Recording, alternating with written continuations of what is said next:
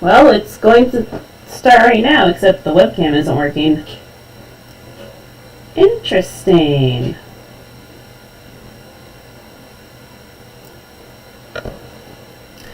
Interesting. Okay. Uh-oh.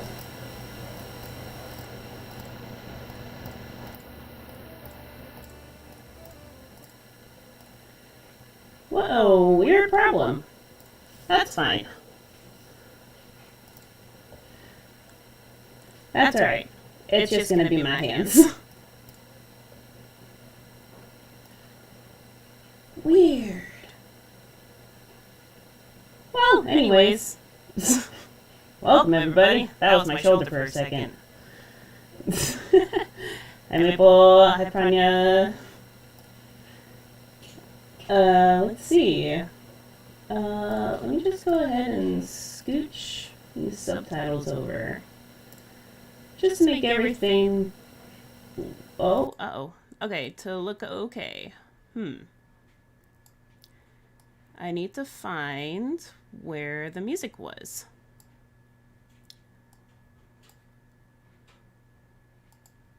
It should be.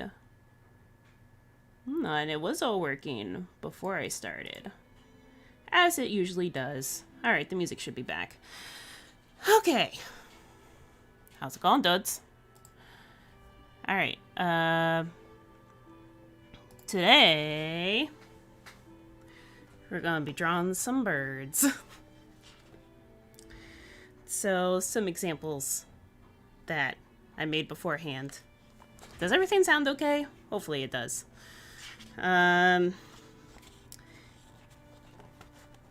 Is that we got just some simple pastel artwork to make today. So the first thing is to gather your materials.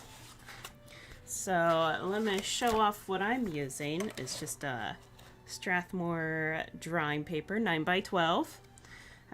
Just any old drawing paper will do. I'm using a medium surface paper, so it's a little bit more weighty, but if you only got printer paper on hand, then that's what we're gonna use. Okay, thank you. Thank you, people. I don't know why. The webcam is just super on the fritz. Okay.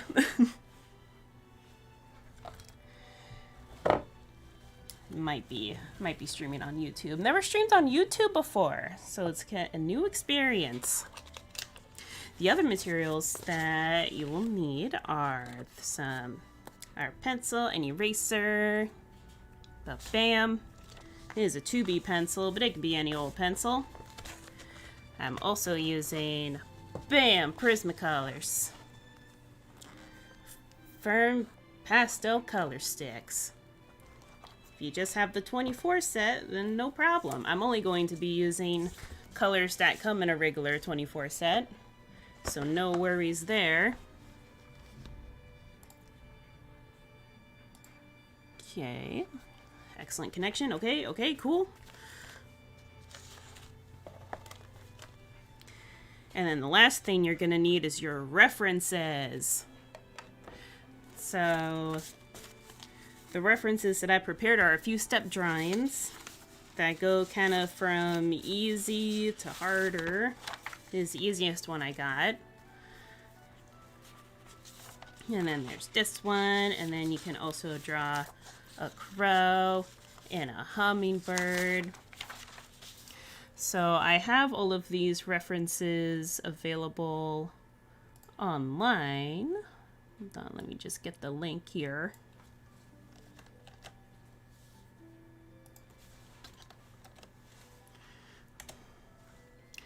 So if you'd like, all of those step drawings that I just showed you is in that link.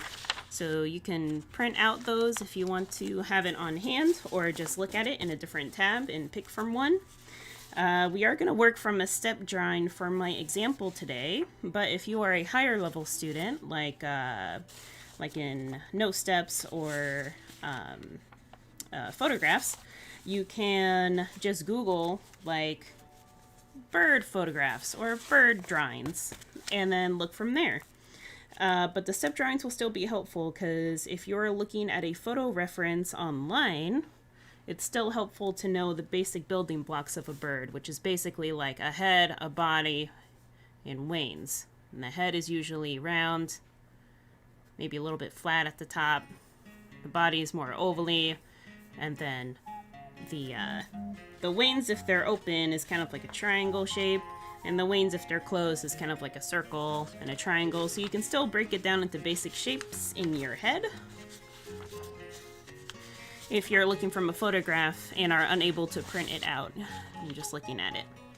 So let's see, which one of these should I work from today? I kind of like this round friend.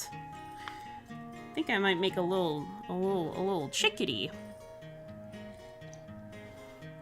So this stream is basically to show you the process that we do at the studio. You don't have to follow my process exactly step by step. Like I said, you can pick from one of the step drawings that I provided or look online for some. Look online for some references. But I'm gonna look from this one. So I'm gonna set that in front of me. And just like a regular class, when you're doing your sketch, you kind of want a little border around because you want something to hold on to for when you're coloring. So I'm just going to take a ruler, but you don't really need a ruler. Any kind of flat edge. I'm going to measure maybe like a 1/2 inch off of the corner of the page.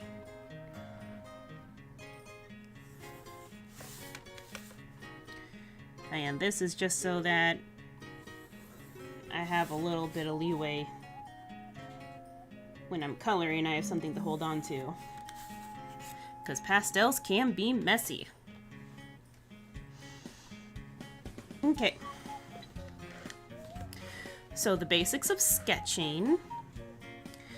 You have this big, wonderful piece of paper to work with. I know it's a lot smaller than what you're used to if you're a student.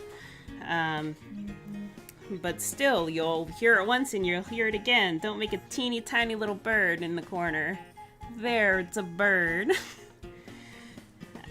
You want to... let's do a little warm-up. I feel like I need to warm up.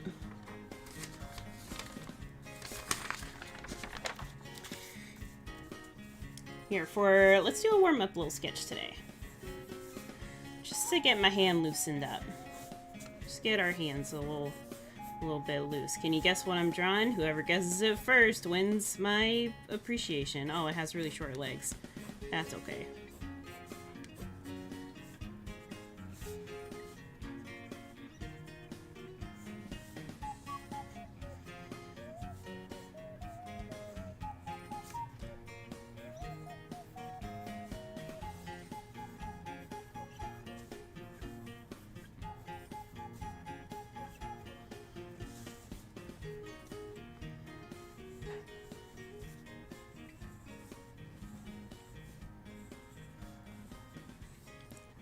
Dinosaur? No, not quite. Man, the stream delay is a lot different on YouTube than it is on the other thing I stream on. It's a giraffe. You got it. Arshanmugam, 1976. Yeah, it's a cute little giraffe. Look at him. Got really short legs. Let me draw a smaller one because I have vision and I'm going to see it through. It did kind of look like a dinosaur at first, didn't it?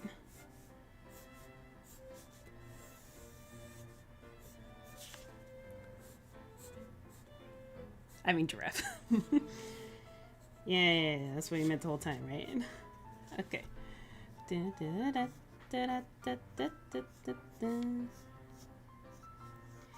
There, it's a giraffe on a beach ball.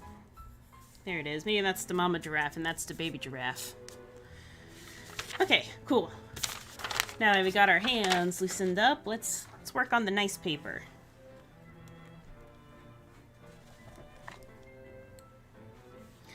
So you want to start by sketching lightly and sketching with your whole hand.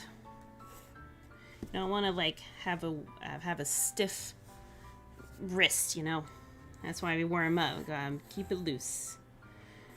And maybe, where do I want it to be? I want it to be closer to the middle of the page. So there's my first circle. I drew more than one circle, obviously. So, where's my eraser? Where is it? Where is it? Panic. Okay, no, it's fine.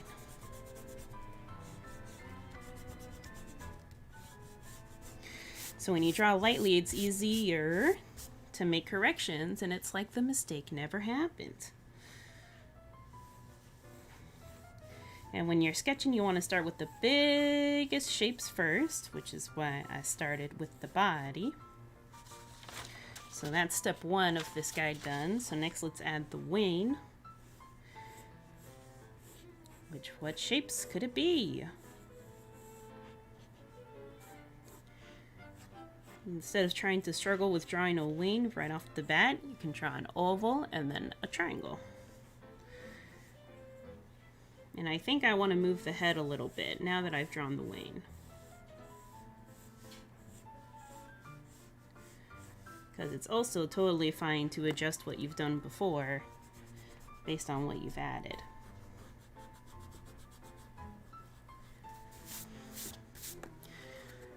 You may also notice, and it's all stuff that we cover at the studio,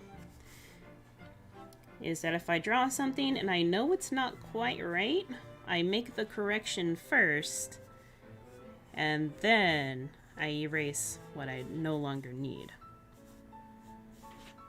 I want this bird to be extra floofy, so I'm around at this step, and the dotted lines means lines that get erased before the next step.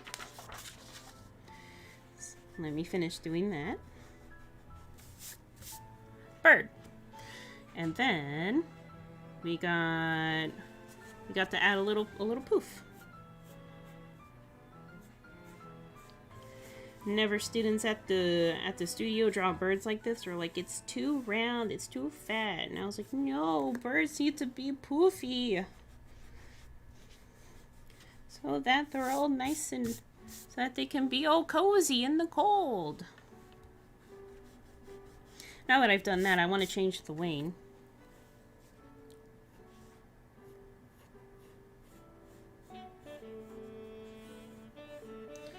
I'm gonna have a point down a little bit more, just like that.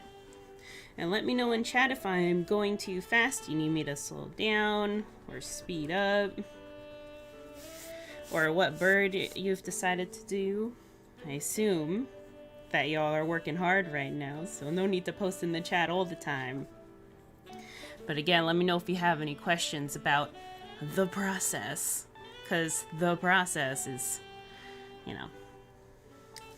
Let's make the beak. So when I made this step drawing, I was looking at a real life picture of a chickadee, and chickadees have really itty bitty teeny tiny beaks.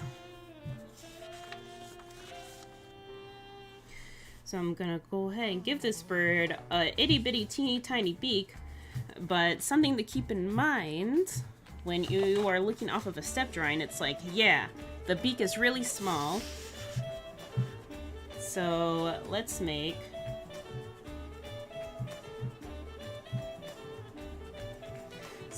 a really small beak, right?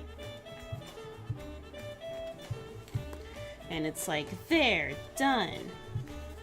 Now, and I'm like, yes, that is a really small beak. It's the same size as this one, but this bird drawing is a whole lot smaller than this bird drawing.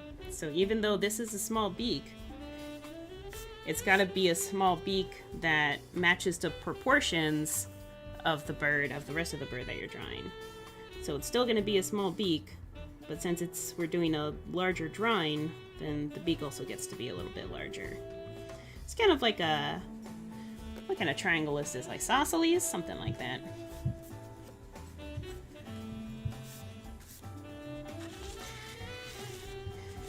And then the eye is usually right above the beak. It's usually like not over here, and it's not right below it. I'm hearing this weird beat, and I hope it's coming from the YouTube video.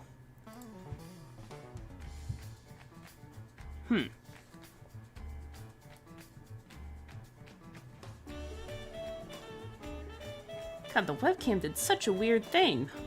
Okay, anyways. Of course, it's a problem I've never seen before. Sorry for no webcam. I will probably get it figured out before the... I'll get it fixed before the watercolor stream. Because there's going to be another stream. If you're not too interested in Pastel, I'm going to be doing another stream at 3 p.m. Pacific. And it's also going to be birds, but it's going to be birds in watercolor. No weird beeps on mine? Okay, cool. It was more like a bassy sound. So that's why I think it's coming from the video. I think it's just somebody hitting like the bass drum and it's like heightened for some reason. Thanks for reassuring me though. The eye's a little bit big, isn't it? But I want it to be cute. As long as you do draw lightly, you can draw something over and over and over again. And another thing is that I'm not filling in the eye yet.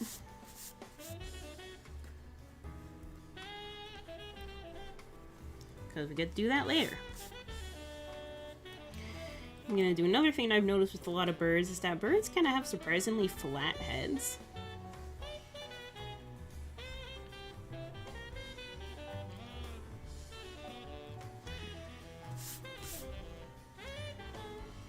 So I'm kind of carving things additionally and taking, like, kind of adding a few things and taking things away every now and then.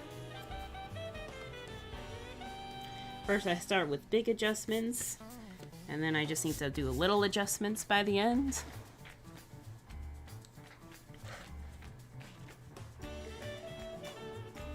Adjusting the wing a little bit more. Okay.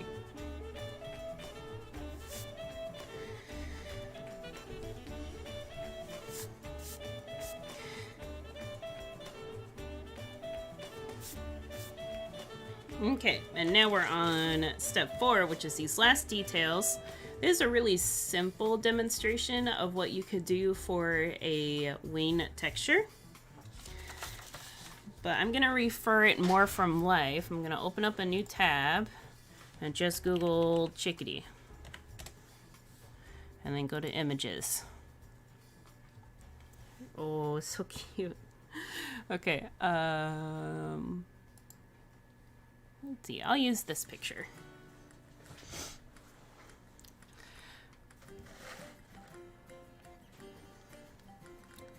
So this is, the step drawing's always good for like a leaping off point. But to make it closer to this picture that I'm seeing, I'm gonna change the wings. Because I noticed if you've also looked up a picture of a chickadee, they have the wing feathers and then tail feathers. And the tail feathers are really long. So I'm gonna make the body a little bit more like this shape. Still really round.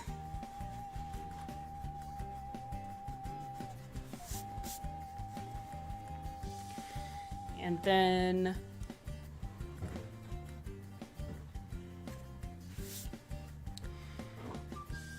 add the tail feathers.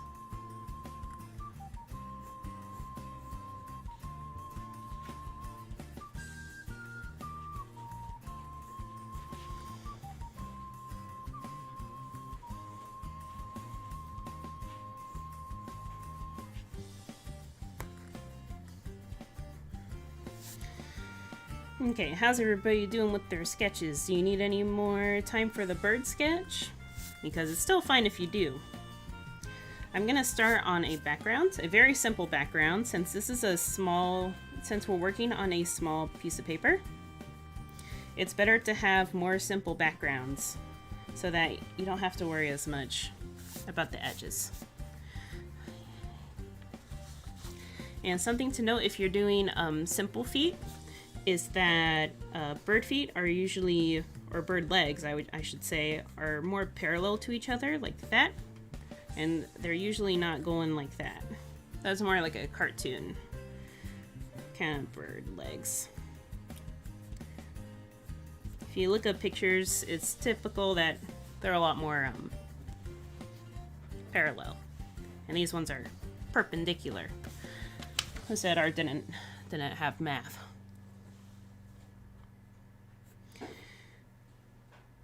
So I'm gonna add little bird feet. I'm gonna make it look like it is on a branch. So I'm gonna draw that bird feet, and this bird foot is just kind of already behind it.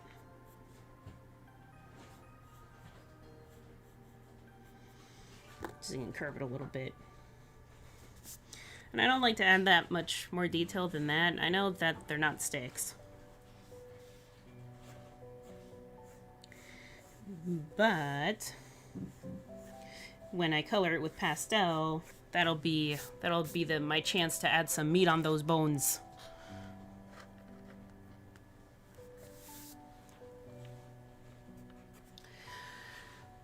I'm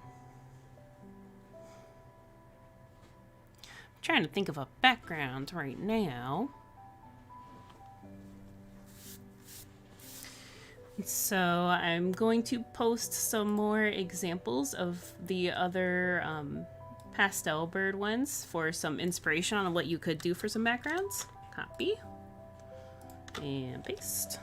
Ba-bam.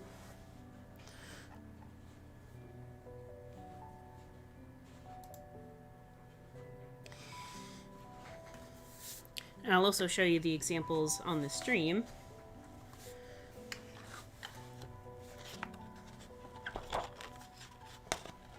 So one background that you could do,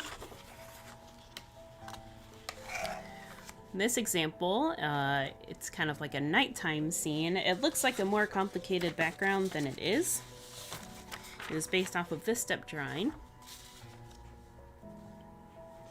And for the buildings, it's just pretty much a square zigzag, and 2 layers of it to make a really simple cityscape. I did do something a little weird with the perspective here to make the power line pole be here, but then have it go here, and then it gets bigger and bigger as it gets closer for that kind of deal.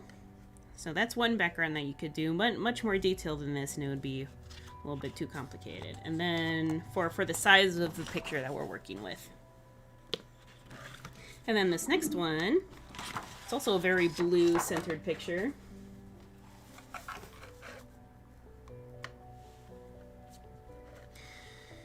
Is based off of this step drawing. You start with something simple, and then you make them into a little sailor, put them in a little boat, have a little fish friend. That's all you need. Again, much more detail, and it would be a little bit too tricky for this size of the picture, because this is pretty small. So for this one,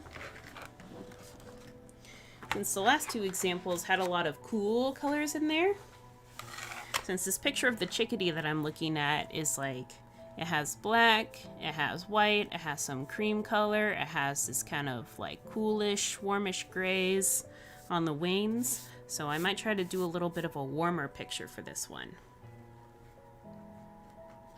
So let's see, I haven't demonstrated a sunset, so maybe we'll have it on a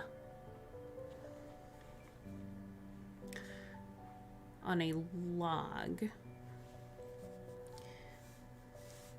I mean, kind of loosey-goosey, like here's what the texture of the log is going to be. It's going to be a big texture because it's a small bird. And that's where the shadow's going to go. It's going to have a big dramatic shadow because behind it is going to be a sunset.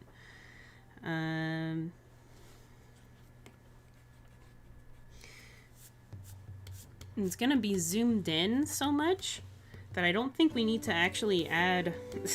Got pastel on my finger and it's getting on the paper. You can't erase really small bits of pastel on a picture.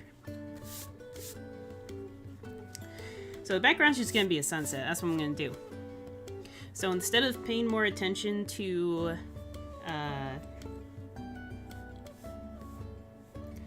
adding more details to the background, I'm going to focus more energy on putting a little bit more details on this chickadee here. Because I've had a good time looking at the chickadees in my yard. So it looks like their faces are kind of black and white stripe, and the black starts, now I'm looking at a photograph. It's a little bit below here. So you know what, if you would allow a moment, I can actually get that picture on the stream so that you can see what I'm talking about. Let's see, saved pictures, check. Add an image, check. Chickadee. Go to pictures.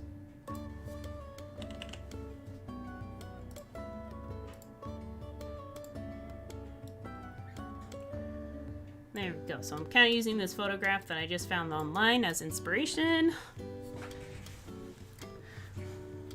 That's why I moved the eye down again.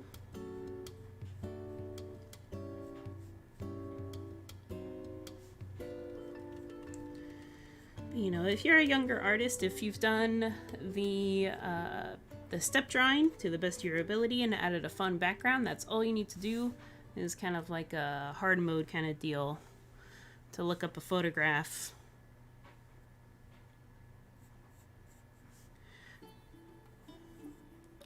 So I'm very lightly blocking out kind of where I want to put what colors.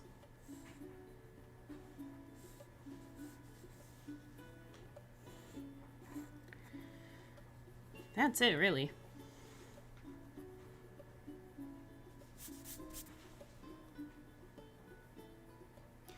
Let's move the eye down a little bit. I think I can add this kind of black in a little bit more. And smooth that out a little bit. So at this point, it's taking quite a sizable departure from the original step drawing, which is totally fine.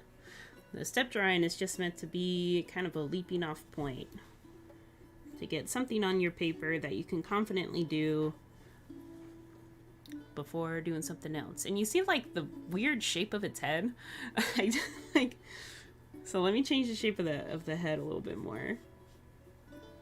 See, the back of the head is like all flat and then it like goes down like that. And I'm also going to make a slightly bigger change here. Okay, I need to stop. I need to get the coloring. That's what we're all here for, right? How to color with pastel.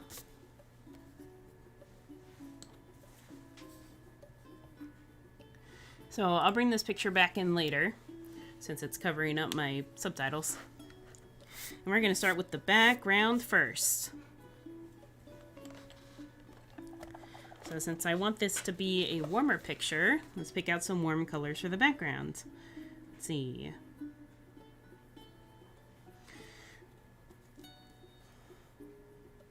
So this one's good. This bright yellow is kind of hard to use sometimes, but we'll use that. Some white. And then we need like an orange. Yes, orange. I've marked all of the pastels that come in a regular 24 box set with this green dot. So if you have a regular 24 box set at home, you won't be hurting for colors because I'm going to use all the colors that you should have.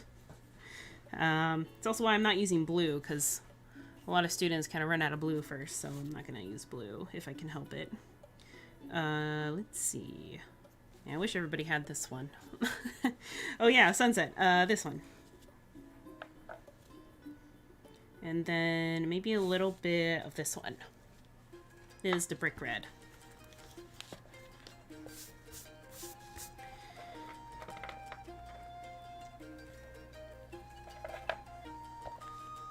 And this is where we're going to start getting messy.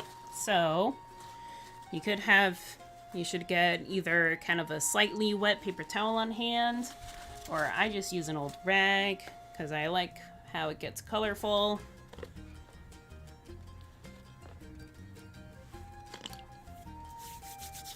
Okay, let's start with the sky. So I like working from top to bottom.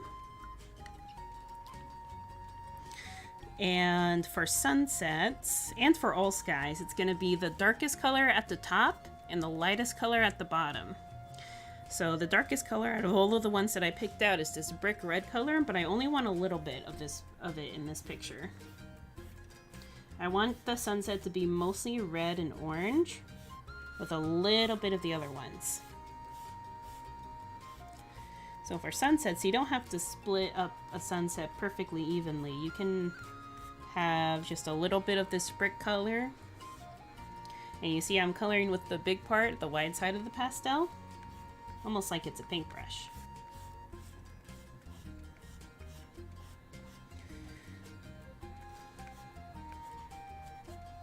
So there's the first one, and the next darkest color is this reddish pinkish color, because pastel does not like to be red.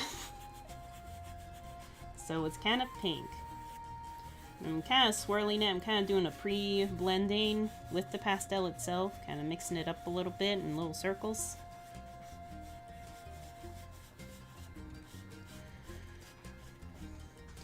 And then if a lot of the brick red gets onto the red, you just wipe it off with your hand. So when you color, you don't want to color it this much, because that's not going to be enough.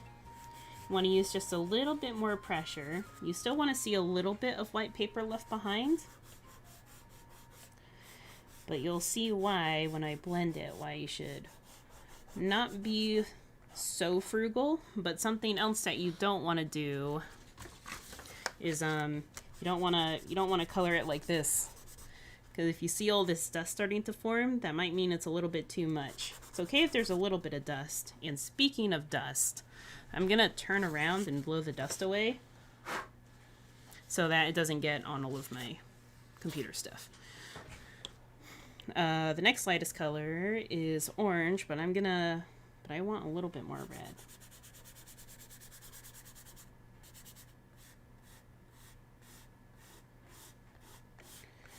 Music, hello. Let me start the next video.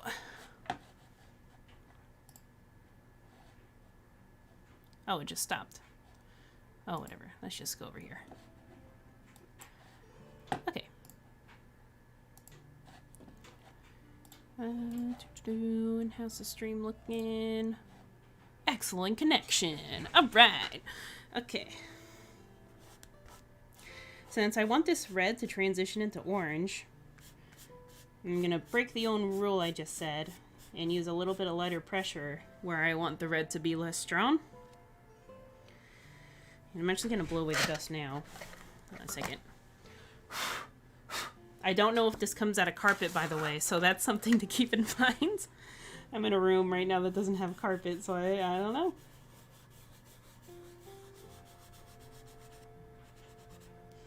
I'm going to work on top of the red a little bit, not directly below it. So I want one smooth transition from one color to the next one. Pastel loves to be beautiful skies, so we're going to give it that opportunity.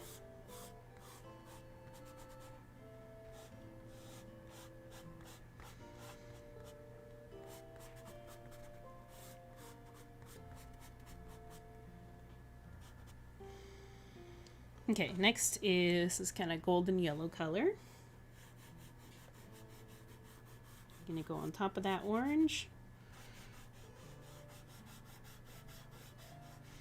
And if I don't add enough pastel, I can always add more later on. It's easier to add more pastel than have too much. Gotta rein in that too much gene. Just a little bit. Okay, so now we're getting into the lightest parts of the sunset. So that is this kind of lemon yellowy color, which gets real dirty real easily. So I'm just gonna make sure that that's clean before adding it.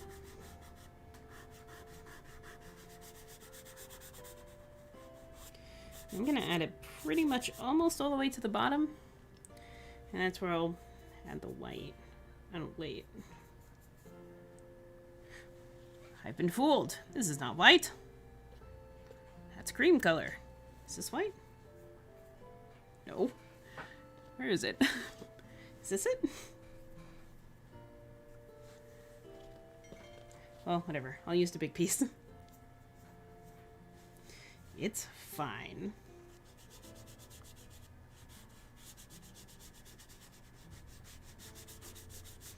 Even if it was cream color, it wouldn't have been that big of a deal. Still the lightest color.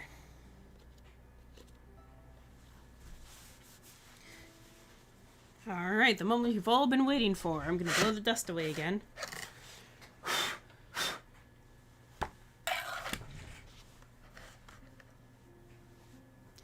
And I don't know why I'm wearing this scrunchie. I don't want it to get dirty. Okay, so I want the lighter colors to pull through. So usually you'd blend from top to bottom as well. But since I don't want this dark red to kind of take over everything, I'm actually going to start from the bottom. Because when you blend from the bottom and work your way up, it kind of pulls the lighter colors upwards. And now that I have this, and it's tempting for when you blend up here to like start again blending down here, but now that I have this dark yellow on here, make sure to wipe your finger off before going back for seconds.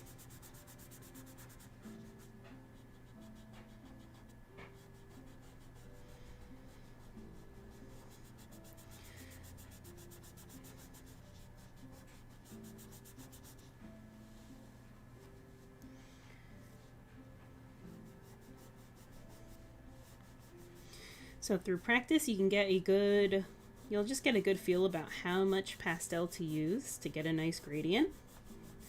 But the most important tips is to make sure that your colors overlap. So like right here is an important part.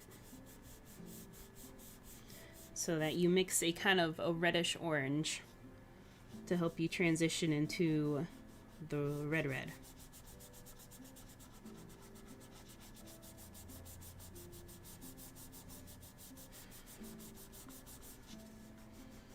I'm not worrying about the edges around the bird too much, just do your best. Now the important part is to get the yellow up all gradient. That is also true, Cindy. I'm also not going to be blending with multiple fingers. One at best, especially since I got big fingers. Gives you kind of more control about where the color goes. And I'm also not worrying too much about blending over that edge that I made at the beginning. Wiping my finger off and let's see, there's a little bit of kind of this like texture showing up here, so I'm gonna add a little bit more pastel.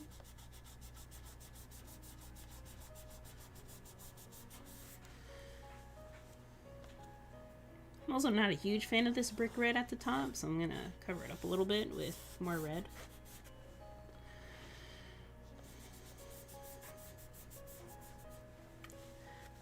Here we go. And that's a fancy sunset. And then from there, you kind of want to work on going from biggest to smallest in terms of what to color in next. So you could color in the bird next, but since the bird is multiple different colors, it's made up of a bunch of small parts, I'm going to color in the log next. And when you're working on small paper, you can make exceptions to that, because I know when I'm coloring in the log, I might smudge the sunset a bit, but we'll see. It should be good.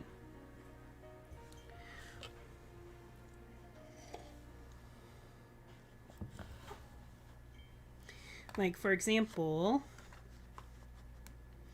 like another thing is that when you're working on smaller paper, usually the process is that you just choose one color to color the whole sky, and then you add the darks and the lights to it. But I like to get that all done out of the way, at least for the sky, so that there's less chance of me smudging further on in the process. At least for the sky. For the other ones, it's good to just do like one color or just a few. So I'm not going to get the log 100% done before I move on to the bird. I'm just going to pick out like one color. Speaking of which, what color was that log? It was kind of... The shadow looked very bluish, but the log itself is kind of different browns and stuff.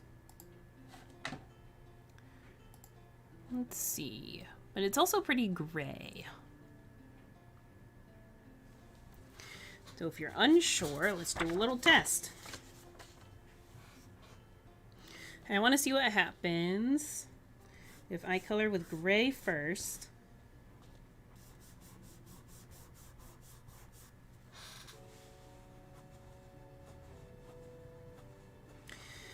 And then on the lighter areas doing like a creamy color.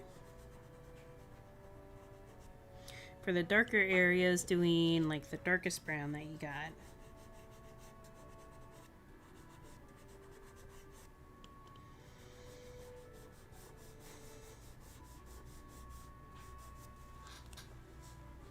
Sure.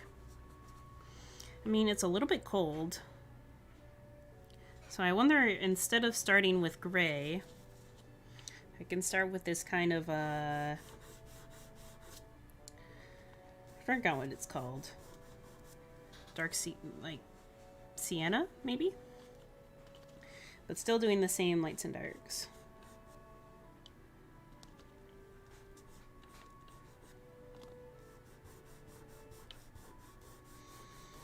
I mean, even though it doesn't match the picture as much, I think this will make a nicer log. But if you are matching the picture, match the picture. Okay, let's see. Let's do this.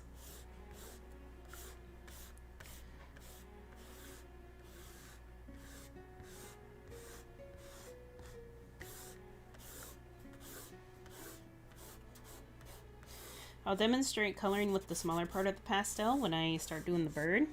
But for bigger areas, you know, you get some nice even coverage if you use the big part of the pastel as much as possible. I'm fortunate that I have just these small pieces left, but got big pieces, do your best. You could also color with the pastel kind of at an angle so that it still covers a wide area, but it's a little bit smaller. Like a chisel, I guess.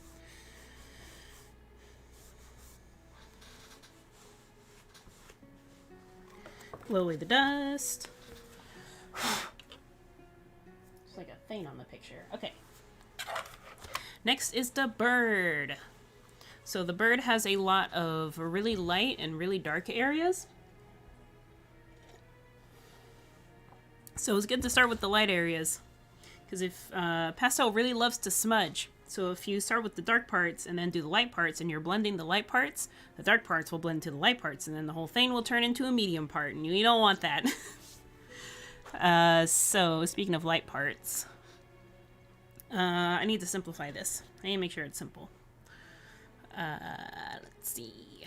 So the wings are gray, white, and black. The belly is peachy. And then the rest of these parts are like white and then black and gray. So let me just get some white first. Is this white? I still can't tell. This is white. I guess it just got so dirty it looked not white. Okay. So even the parts where it's cream color, I'm going to start with white. And even with the, I'm just going to color the whole wing white too.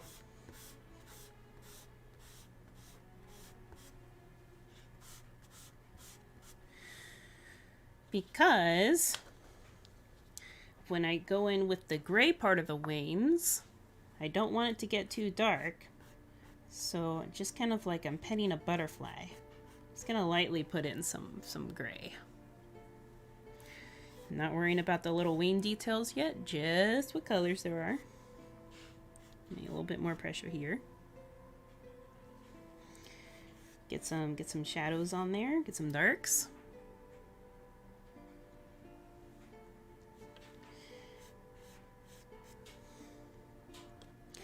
Okay, and then is this a cream color? Creamy color. Creamy color.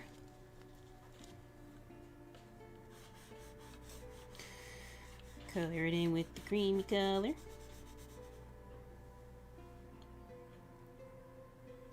If you're doing a light colored bird like this, the benefit of sketching lightly will be that the pencil is definitely going to be visible underneath all of the pastel, and you can't erase the pencil after the fact because it's covered with pastel. So you just gotta be careful with that. I'm also going to use some of this this color for the shadow that the wing puts onto the body. Make that a little bit darker.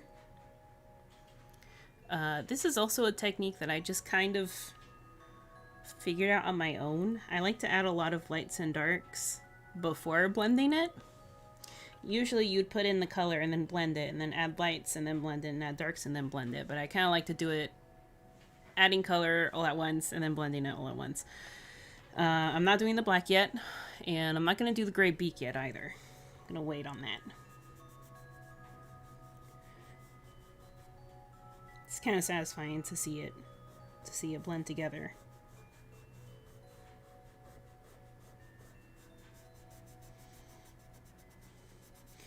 Again, using one finger and kind of blending all the way up until the edge, but not quite getting over the edge. But you do want to get real close up in there. Trying to get a closer look. Oh, don't tip over, webcam. You can do it.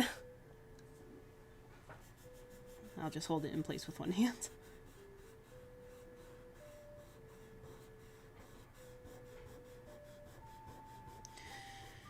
And since I want to keep this part light, wipe off your finger. Blend the light into the dark instead of the other way around. Light into dark. It's okay if it looks blurry and messy right now, because we're going to add the textures after this. And then down here, this time I'm going to blend the dark into the light.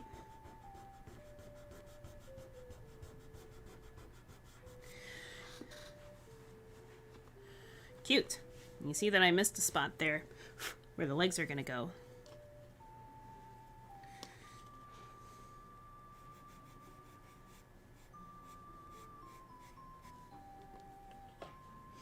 Just gonna use the side of my pinky to try to blend that, okay? Alright. Less is more when you're doing little parts like that.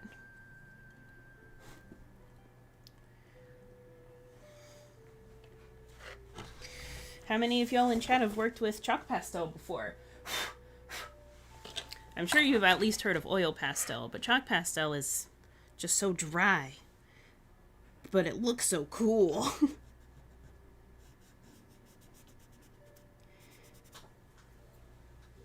It's not so scary after you get used to it. Working on a bigger paper is, you know, a lot easier.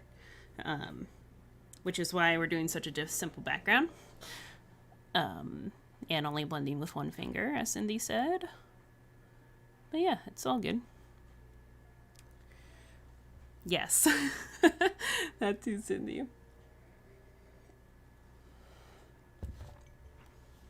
Just gotta take it nice and easy for doing something like this. It's almost like kind of a therapeutic kind of art thing. It's not a super fast medium like it is in comparison to painting. But if you're just trying to get used to coloring for the first time, this will kind of make it less scary. I'm trying to think of if there's any other lights and darks I can put onto the chickadee before needing to use black. And I don't think there is. I'm gonna make parts of the wing a little bit darker. By adding, I was debating on just more gray or dark brown. And I think I'll do just more gray, kind of around here. And I kind of want to do dark blue. If you have dark blue, you could just do more gray here, but since There's that going on. Let's do just tiny bit. Might already have been too much there.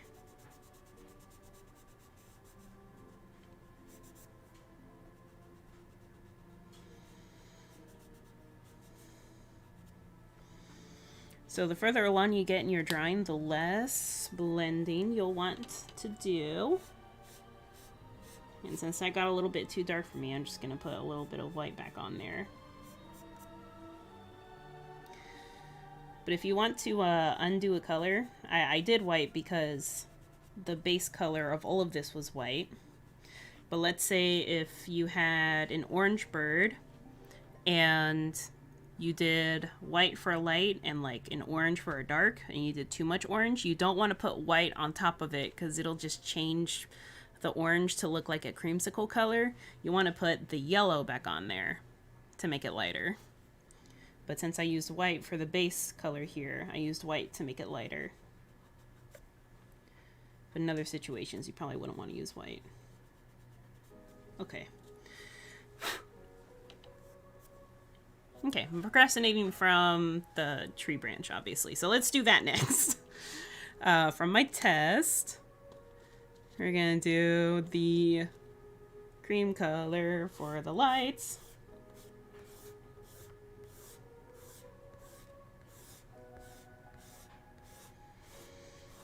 I'm ignoring the legs right now. Don't worry, I haven't forgotten about it. Gonna have a little bit more lights near the bottom of the branch because the sun's down here, so the most light is gonna be up here, and the most darks are gonna be up here. Speaking of darks, dark brown, put that there.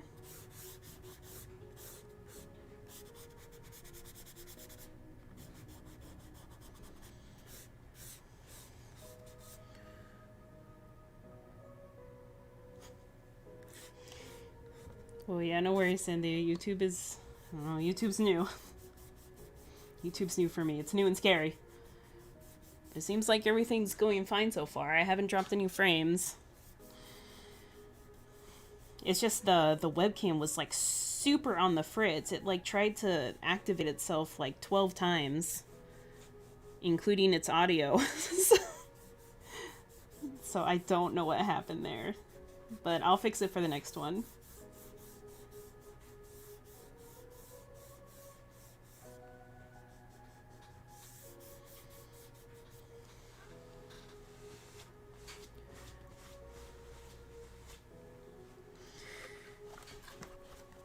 Okay, blow away the dust. Take a little stretch.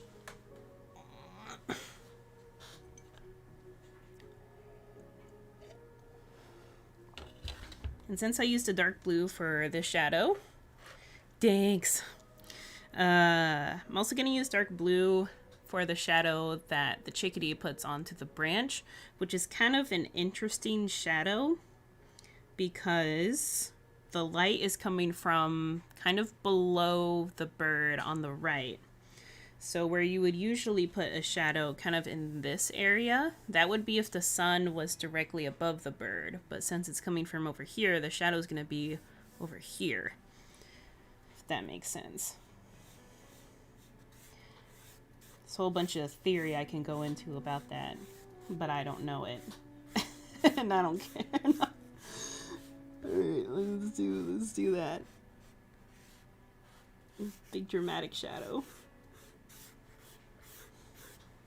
The more low the sun is, the bigger the shadow is going to be. The more the sun is up right above you, the smaller your shadows are going to be. Just keep those like just general rules in mind. If you're just making something up or referencing a picture, like why it's like that, and so on.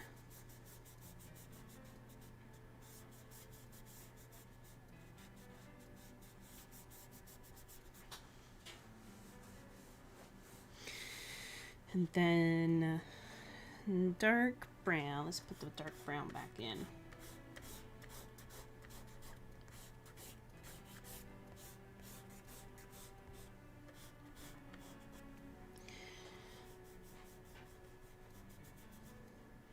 So at this point, you might be feeling this kind of something change with the texture of the paper as you're blending.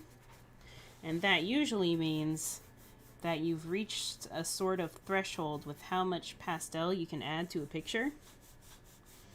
Because the paper will hold and contain quite a lot of pastel, but not like an infinite amount.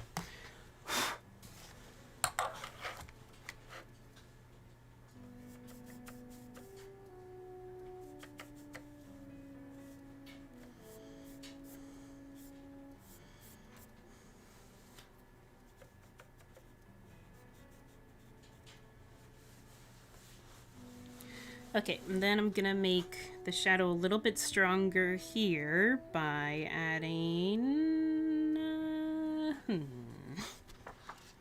maybe gray.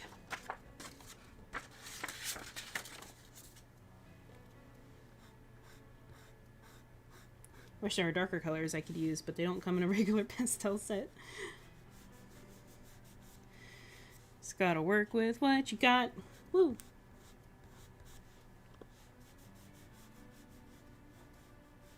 Do some gray and some dark brown there. Make the shadow a little bit stronger there. Okay. Alright, I think we're at the... Ah! It's okay, my chair does that sometimes. I need a new chair.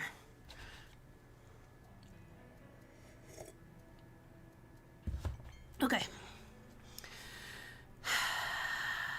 Texture time. Let's start with, I like adding clouds to sunsets. Let's add some happy little clouds. We still have like a half hour. So we can add clouds. Sunset.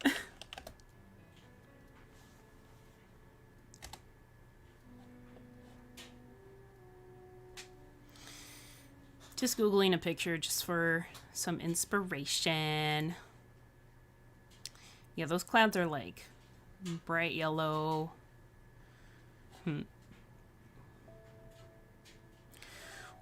Or really dark.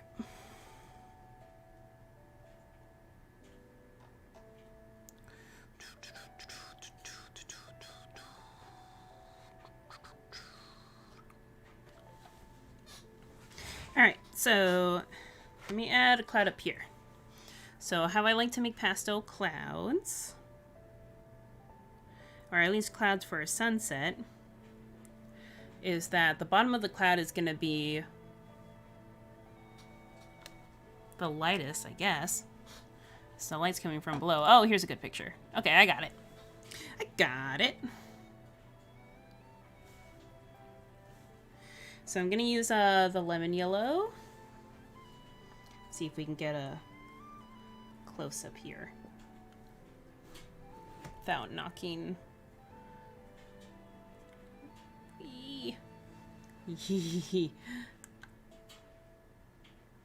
Okay, webcam, you stay. So we're going to start with the dark parts of the cloud.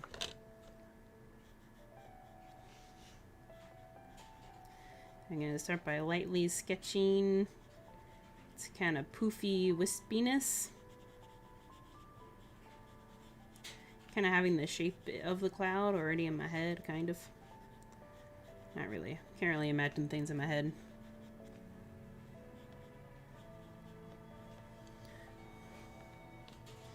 And then it's going to be super glowy at the bottom since the sun is coming from below. So I'm going to blend some white into the bottom of the cloud.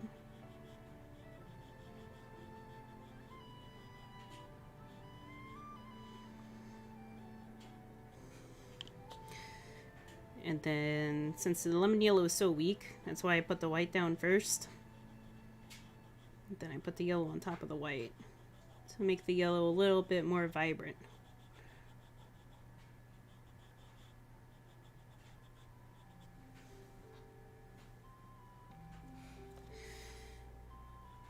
And then I kind of blend that back with the dark color. Now doing this kind of sweepy motion. These are fancy clouds.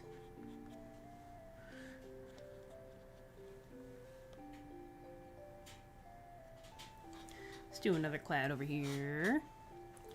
But this cloud is going to be a little bit more bright, so Let me actually block it in with orange.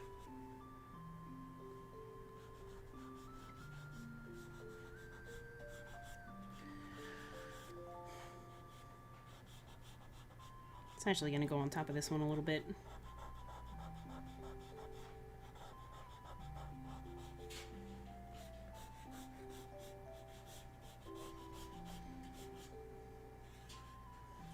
Might feel counterintuitive to cover up a lot of your cloud, but that's okay. And I'm going to put white more at the bottom edge of that.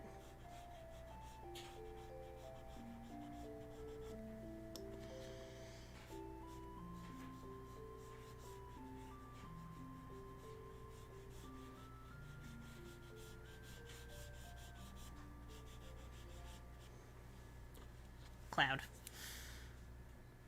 That's just one way to do a cloud. I'll do another little one over here, coming in from the other side.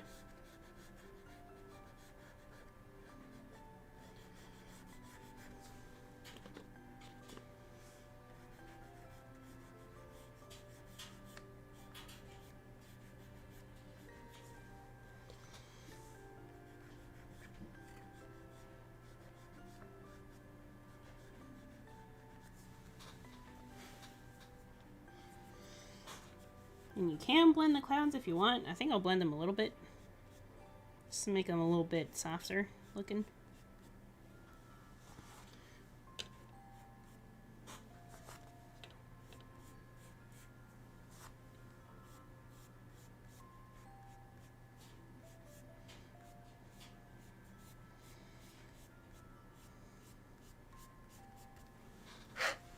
Cloud. Okay.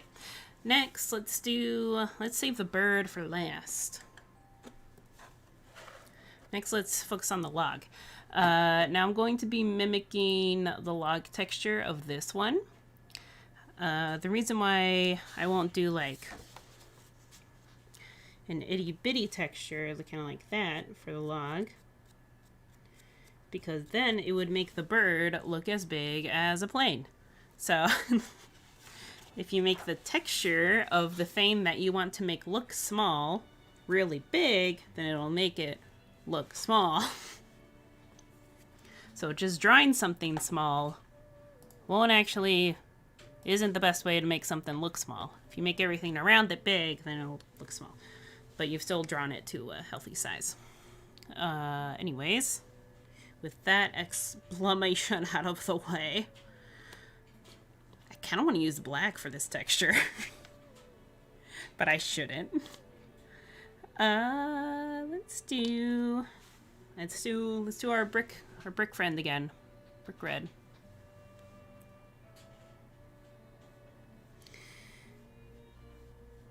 And also what I mean by texture is the part of the picture that will not be blended or blended very little, like the clouds.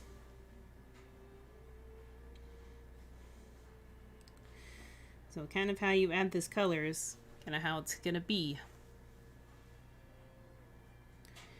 when you're making a large bark texture. Keep it loose, keep it random.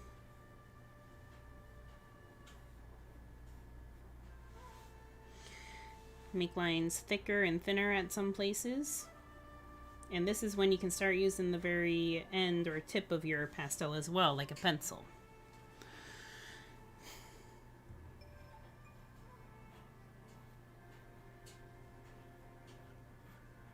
You can add little holes or knots to your bark. You can add little bugs on them. Little buggy friends. Ooh, that's what I should do for like a quick round one if I finish this too soon.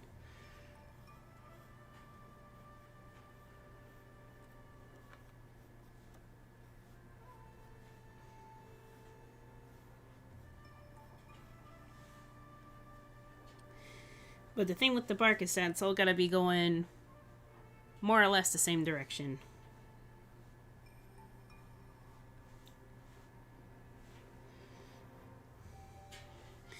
There's also your chance to try to make it a little bit more uneven. To make it kind of look a little bit more natural looking. So I'll do that now. Kind of using the color that I used for the lights when we were doing lights and darks. I'm pressing too hard and it's crumbling all over. It's fine.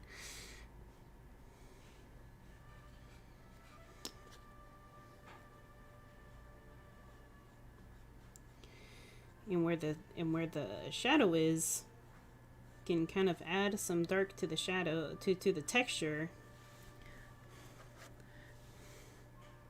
so that it looks like the texture gets darker along with the shadows.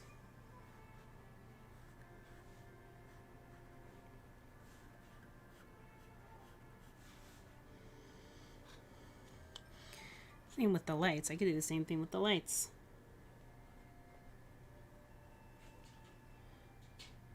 Add some little highlights here and there to the texture.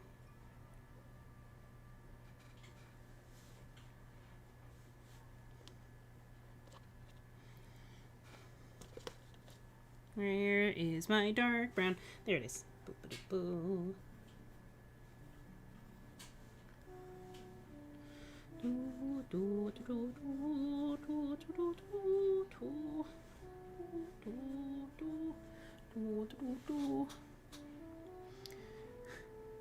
I mean, some of them might have accidentally taken them home.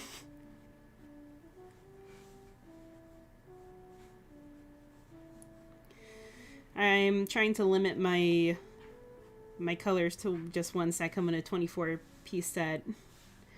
Even though some colors would work better in this situation. I'm just using what I got. So also with this dark brown. So those are the big cracks.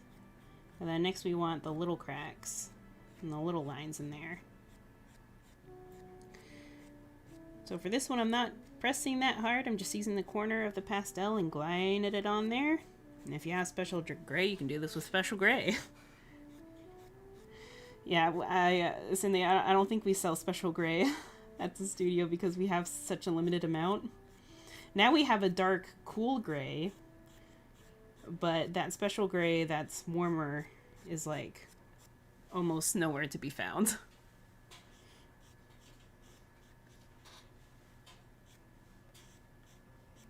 But we usually don't let kids keep those.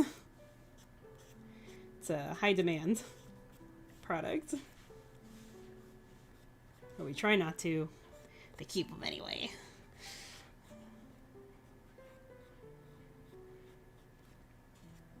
Mistakes happen. It's like, put away your pastels. Okay, I'll just put away everything that's on the table. No, not that one. I borrowed that one. Okay. So that's it's an okay texture. Maybe, ooh. It's good to start it with being too little, but I think I want to make some bigger.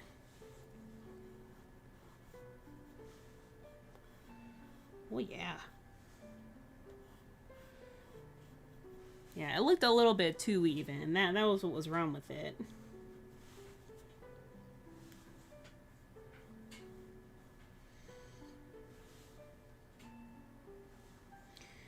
Then maybe a big one here and stop. Hammer time. Okay, blow away the dust.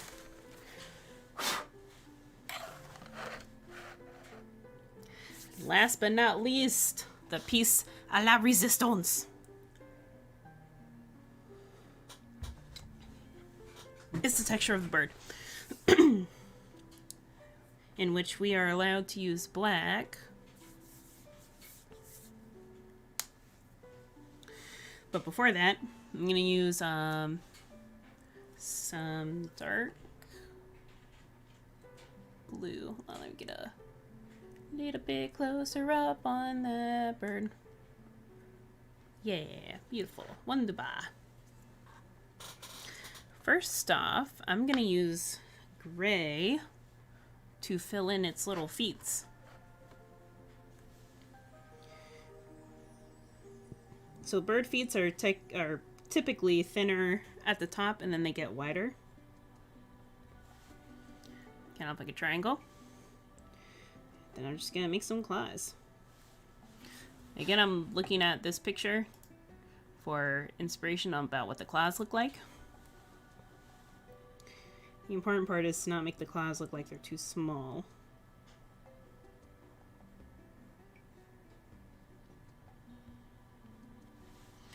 There's claw one, and then the other one is just kind of barely peeking out over there, kind of gripping on there.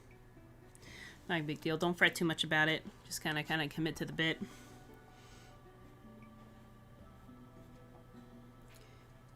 And kind of use black to highlight those.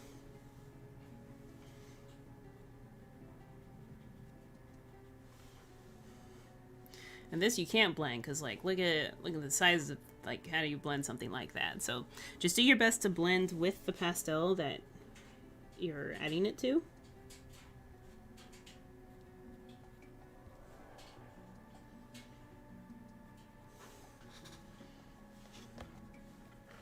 Yeah, the feet are still a little small, but it's okay. Let's do the rest of the bird. Starting with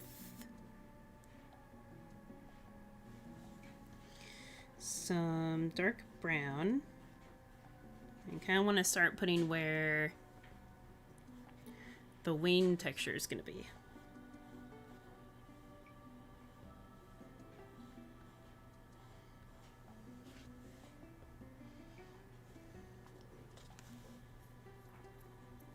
Then make sure when you're using white to keep that nice and clean.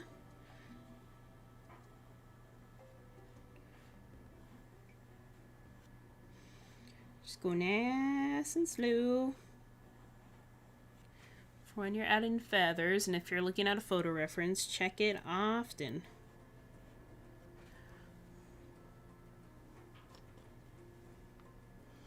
I'm kind of switching between using the corner and using the pastel at a different angle to make different thicknesses of line.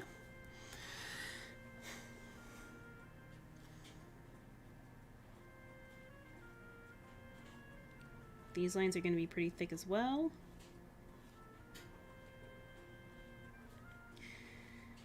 And now I'm going from dark to light instead of light to dark.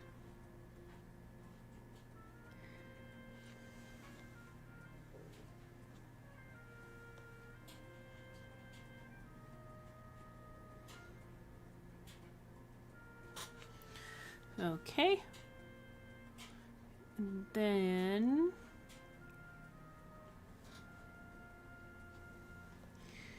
kind of this section of the wing. Let's put this in this corner. Okay.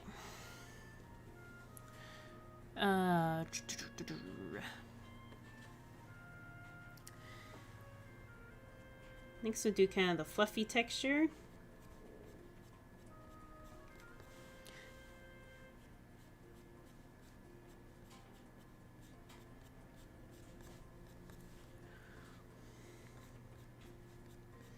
I know I just said I was going from dark to light. Then here I am starting with white. Kind of depends on what area you're working on. About what you're comfortable starting with.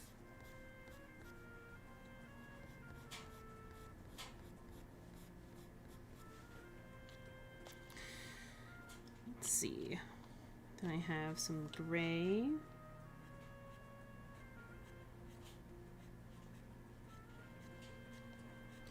Just gonna barely touch it.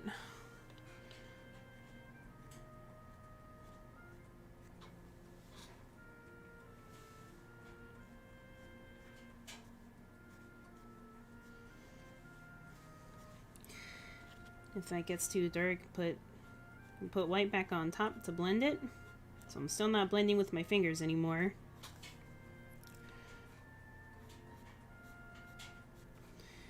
If that texture looks too dark, just kind of blend it with pastel.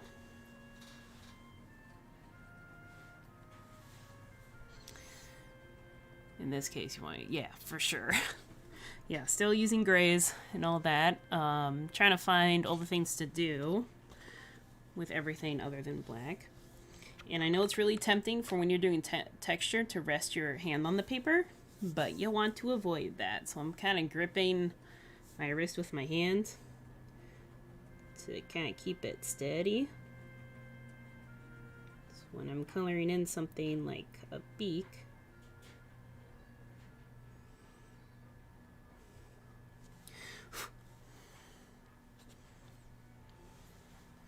I need a big old shine to it.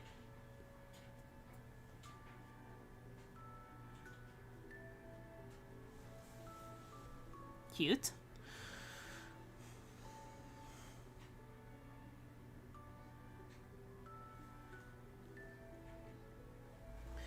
There isn't that much texture visible on the face itself, other than how the black is. So I'm just going to feather that out a little bit. And do a bunch of small lines. And if you've drawn your bird big enough, it'll be easy to make little details like this. And if you've drawn it too small, then it'll be really hard to make little details like this. And you'll just have a less detailed bird, which is not the worst thing. It's kind of less work you have to do. But if you want to go for realism, if you draw it bigger, then you'll have more room to add details like this with something like this. This isn't exactly a finely pointed pencil that you can make a bunch of tiny details on a tiny area. So you kind of need a bigger area when you're doing, if you want to do detail stuff with pastel.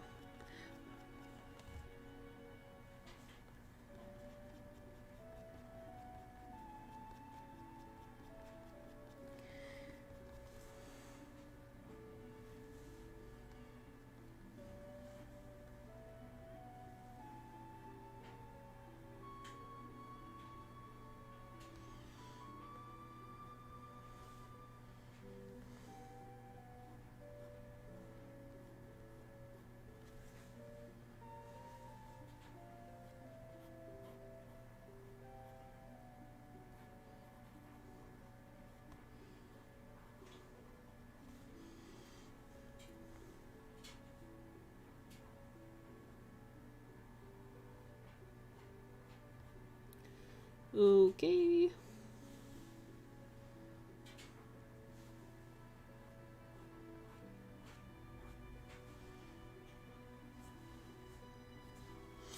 That should be good. Goodish.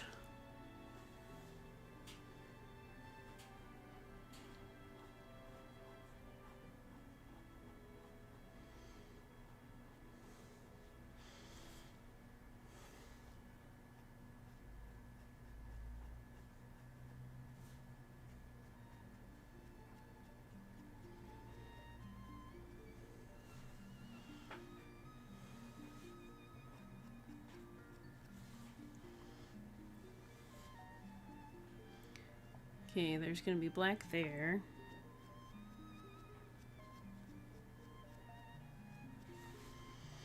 Okay, let's use black. Can't wait anymore.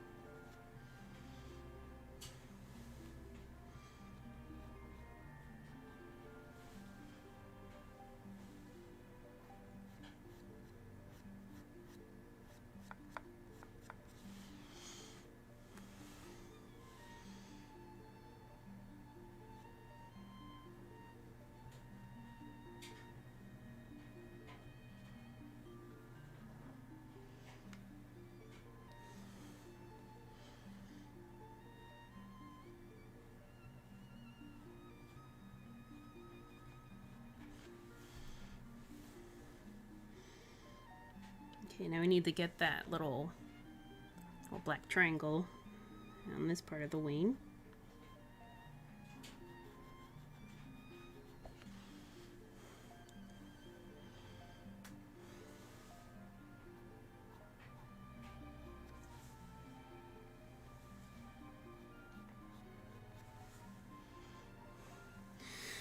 All right, now I'm gonna go back with white a little bit.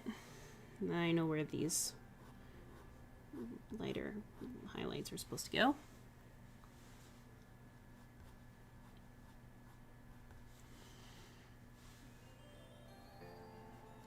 Okay, that should be fine.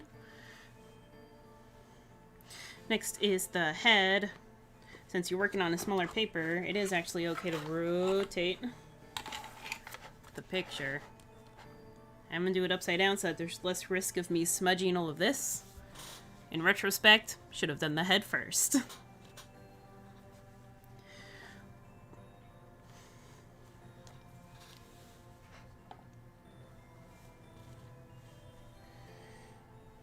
And so the beak is a bit black at the bottom of it.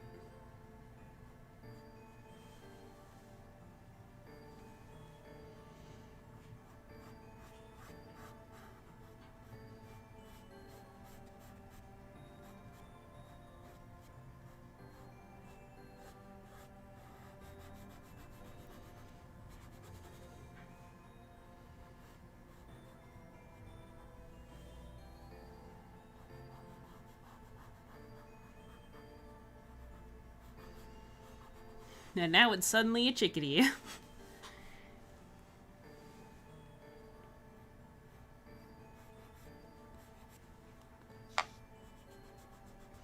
Yeah, black doesn't like to blend very well.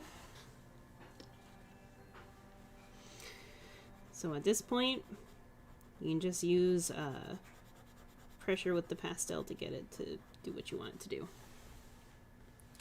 And for the bird's eyeball, if you have a charcoal pencil with you, you can fill it in with that to get some more control. But I'm purposely leaving that ring around it with just a white paper. Then adding a little white sparkle there.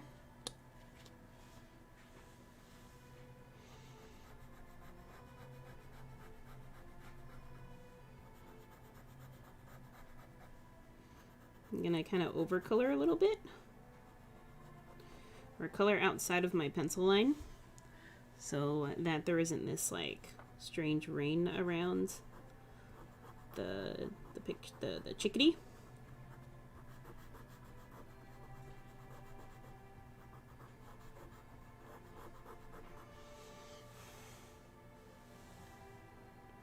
So the most black, it's kind of around its eye and it kind of feathers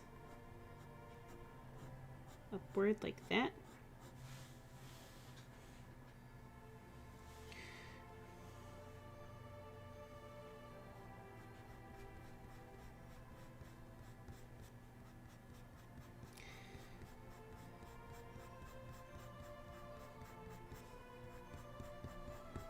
So this is also one of those situations where you can use gaps in the pastel to your advantage since you can't really blend very well.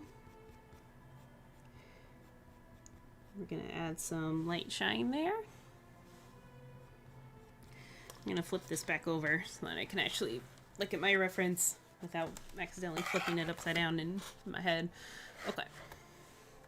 Yeah, because there's more shines like here. There's more lights here. And I added what might be too much white because I'm going to go back with black.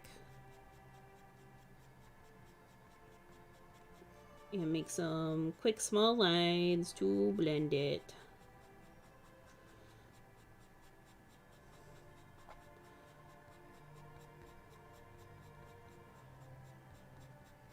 And make the white on there a little bit less prominent.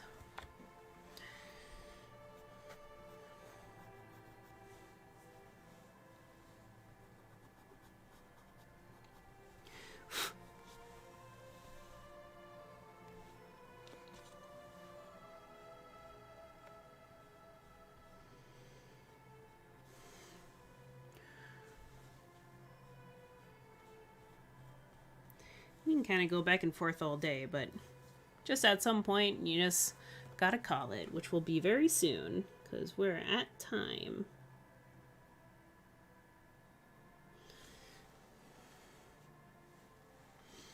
Gonna outline the eye in white. because Pastel isn't super fine detailed. It's going to be a thick outline. And how I make it into a thin outline is by going back with black and thinning it out.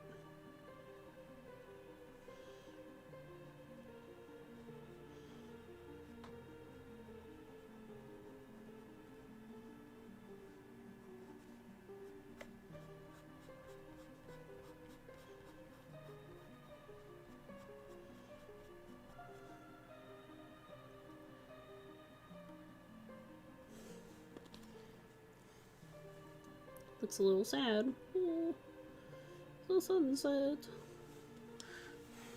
Give it a bigger sparkle. It's alright. Okay.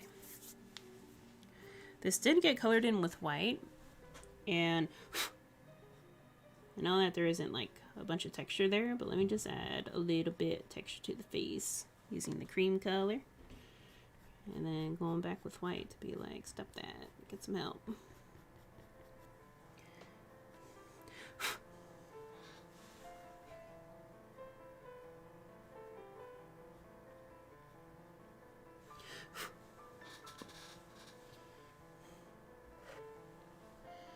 Where did I put the black?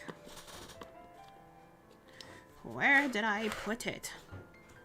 Where did it go? I just want to add a little bit more black to the beak, and then we'll be good.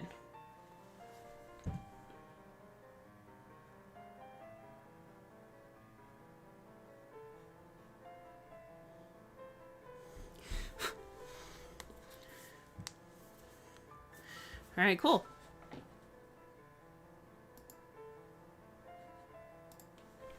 Alright, well, that is the finished pastel picture. Doo-doo-doo. It's a little chickadee at sunset. It